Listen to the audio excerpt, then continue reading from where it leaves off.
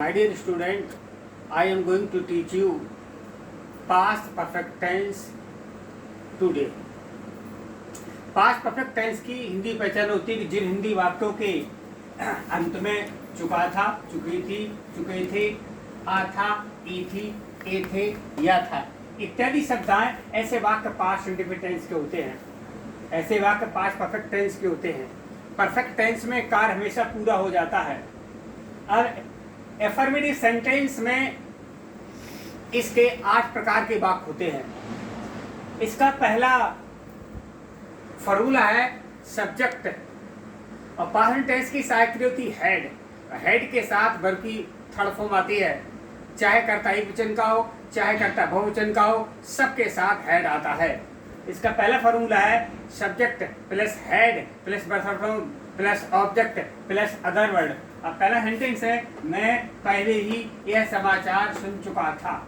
पहले ही की होती है ऑलरेडी, और ऑलरेडी आपका टाइम ऑफ एडवर्ब, और टाइम ऑफ एडवर्ब का प्रयोग सहायक क्रिया और मुख्य क्रिया के बीच में होता है। तो आएगा I had already heard this news. अब दूसरा आपका सेंटेंस है, डॉक्टर के आने से पूर्व मरीज मर चुका था। जब पास्ट टेंस के दो वाक्य पहले ही या पूर्व से जुड़े हों तो उनमें जो कंप्लीट सेंटेंस होता है, जिसमें जो कार्य पूरा हो जाता है, वो सेंटेंस पहले वो होता है पास्ट परफेक्ट टेंस का, और जिसमें कार्य अधूरा होता है वो होता है पास्ट इंडिफिनिट टेंस का। इसका फॉर्मूला होता है subject plus had plus verb form plus object plus before plus subject plus verb second form plus object. तो इसमें कंप्लीट सेंटेंस ए वाक्य आपका पहले आएगा नंबर 1, नंबर 2, ये आएगा नंबर 3। तो आएगा the patient had died before the doctor केम। अब तीसरा सेंटेंस है, पुलिस के पहुंचने के बाद अपराधी भाग चुका था। जब भी हिंदी के दो वाक्य के बाद के पश्चात शब्दों से जुड़े हों तो उसमें जो कंप्लीट सेंटेंस होता है वो होता है पास्ट इंडिफिनिट टेंस का, और इनकम्प्लीट सेंटेंस होता है वो होता है पास्ट परफेक्ट टेंस का। ऐसे वाक्यों को हम आफ्टर से जोड़ देते हैं, मतलब इसमें काम पूरा हो रहा है, जो काम पूरा होता है वो वाक्य पहले लिखा जाता है।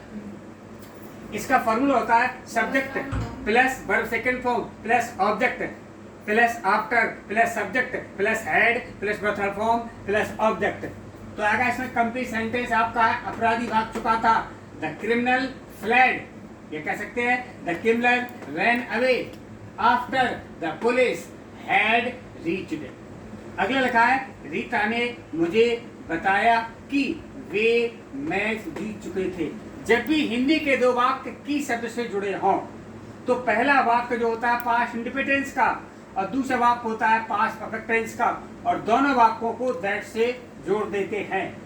तो रीता ने मुझे बताया, Rita told me that they had one the match. मतलब ये तुम्हारे 4 प्रकार के वाक्य हो गए।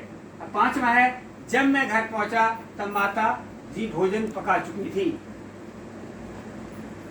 पहले वाक्य के आरंभ में लिखा हो जब और दूसरे वाक्य के आरंभ में लिखा हो तब, तो आपका पहला वाक्य होगा पास्ट इंडिफिनिट टेंस का और दूसरा होगा पास्ट परफेक्ट टेंस का। जब के बाद तब की अंग्रेजी नहीं आती है, व्हेन के बाद देन नहीं आता, कॉमा लगा देते हैं, तो आएगा when I reached home the mother had cooked food. अब आपका 5 तरह का वाक्य। छठवां वाक्य है, उसने बड़ी मुश्किल से शहर में प्रवेश किया था कि उसने यह समाचार सुना। मतलब जब भी हिंदी के दो वाक्य की शब्द से जुड़े हों और पहले वाक्य के बीच में आया और बड़ी मुश्किल से होती हार्डली स्कार्सली, हार्डली स्कार्सली के बाद हमेशा व्हेन आता है। तो पहला वाक्य होगा पास्ट परफेक्ट टेंस का और दूसरा वाक्य होगा पास्ट इंडिफिनिट टेंस का, और दोनों वाक्यों को हम व्हेन से जोड़ देते हैं।